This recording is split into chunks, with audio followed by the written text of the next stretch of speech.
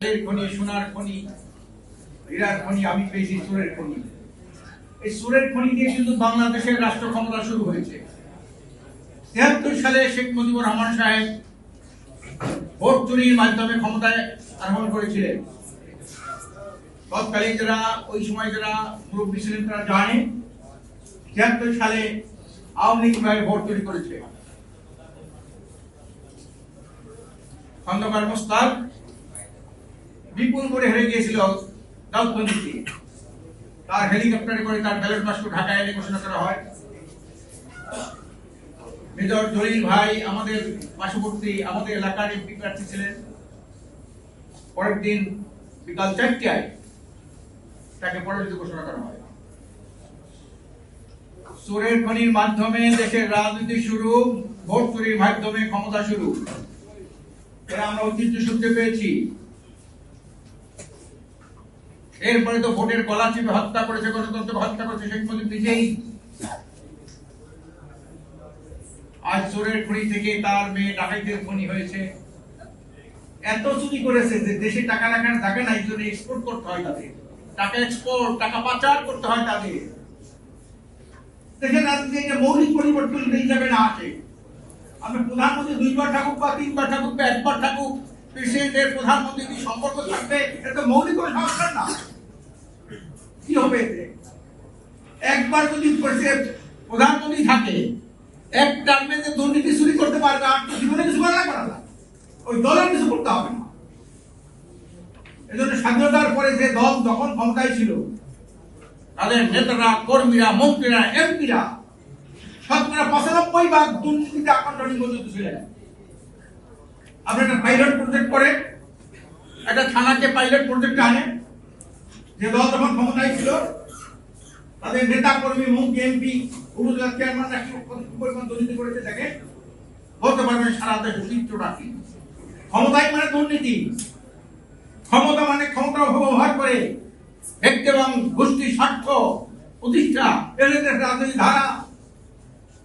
এটার পরিবর্তন ছাড়া কেমনি কি করবেন? ঐক্যমত্য সরকারে গেছি, আমরাও গেছি, অনেক কথা বলেছি, সুন্দর সুন্দর উনি কাগজ লিখেছেন, অনেক পয়েন্ট লিখেছেন, একটা বিজ্ঞ মস্তিষ্ক দিয়ে ওরা এই কথাগুলো লিখছেন। আমরা এটা বাস্তবায়ন কোথায়?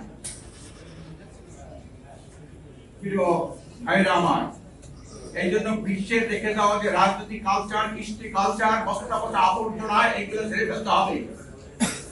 মানুষের মুক্তি কোন পথে? আজকের আমেরিকা কোন দেশের আইনে পরিচালিত হয়? ব্রিটিশের আইনে। আমেরিকাকে একটা মানুষের রাষ্ট্র বলা যায়? আজকে ফিলিস্তিন উপর যে নির্যাতন, মানে নির্বিচারে নির্যাতন, এটা কল্পনা করা যায়? এরপরেও তামা তামা বানিয়ে দিল দেশটাকে, গাজাকে। এরপর সে হাজার হাজার কোটি ডলার অস্ত্র দিচ্ছে আমেরিকা। কোন দেশের আইনে আমেরিকা পরিচিত হয়? ব্রিটিশের আইনে। ভারত একটা রাষ্ট্র, একটা উগ্র হিন্দুত্ববাদী মানবতা বিরোধী রাষ্ট্র ভারত। আজকে সেখানে মুসলমানদের সাথে অন্য মানুষকে তারা মানুষকে মনে করে না। কোন আইনে? ব্রিটিশের আইনে।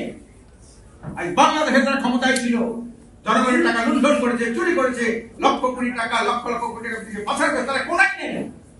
রাষ্ট্র চালিত ব্রিটিশের আইনে। এই ব্রিটিশের আইনে কি মানুষের মুক্তি না অন্য কোনো মুক্তির পথ আছে?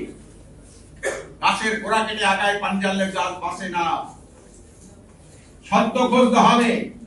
আমরা একটা দিক এড়িয়ে যাই, সেই বস্তা বসা রাজনৈতিক দর্শনকে আমরা বিভিন্ন লেভেল লাগাই। উনি লিবারেল ডেমোক্রেটিক, উনি লিবারেল, উনি ডেমোক্রেটিক, উনি সেকুলার, উনি অসাম্প্রদায়িক, এই কথাগুলো সুন্দর করে রূপ লাগায়।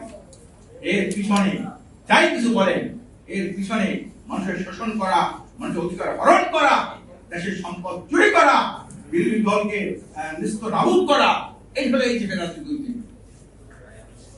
এই জন্য আমি বলবো বস্তা বসা রাজনীতি, সাংস্কৃতিক কালচার। শিক্ষা দেখেন, একটা প্রবাদ আছে, শিক্ষাই জাতির মেরুদণ্ড। না, শিক্ষা জাতির মেরুদণ্ড হয় না, সুশিক্ষাই জাতির মেরুদণ্ড। আজকের যারা চুরি করে, দুর্নীতি করে, তারা কারা? সবাই শিক্ষিত, কিন্তু কোন আইনে, কোন শিক্ষায় শিক্ষিত? পাশ্চাত্য আইনে, পাশ্চাত্য শিক্ষায় শিক্ষিত। আজকে মন্ত্রী, এমপি, সচিব, পুলিশ, অমুক সমুক কারা দুর্নীতি করে? যাদের তালিকা আছে, এখন কৃষক শ্রমিকের নাম তো নাই সেখানে, মজলুমের নাম তো নাই সেখানে। সব এই পাশ্চাত্য শিক্ষায় শিক্ষিত কুলাঙ্গার, এরাই দুর্নীতি করে, এরাই টাকা পাচার করে। আজকে আজকে আয়না করে কল্পনা করা যায় এই সরকার কিভাবে আয়না আমার নামে একটা মানুষ তার মধ্যে যদি সামান্য না মনুষ্যত্ব থাকে, এটা কোথেকে পাইলো? ব্রিটিশ থেকে পাইলো।